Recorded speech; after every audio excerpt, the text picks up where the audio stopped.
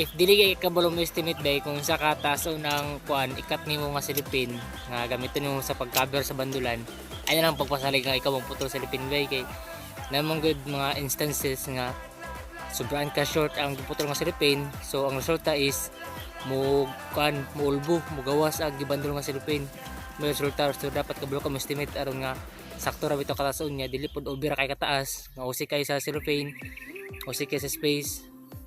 Mas may magud sakto ra kay para katong kuan katong silipin is dagan ang magamit kay kuan man sakto ra man dili ra siya sobrang ra kataas nga daw kay nakuha sa pikas nga linya dili ra po siya mubo nga mulbo diba manggawas.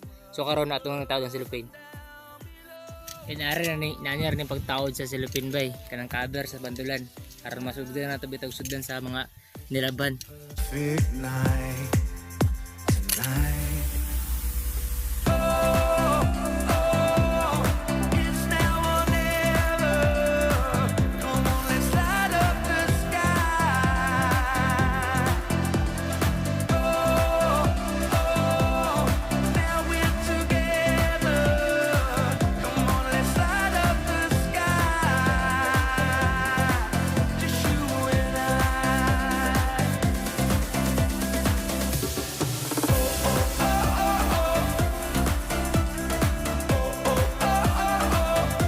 Katong short nga silipin bay mo ito'y gigamit aron sa kuan pagbutang sa pinaka-lower nga size sa bandulan sa pinaka-ubos.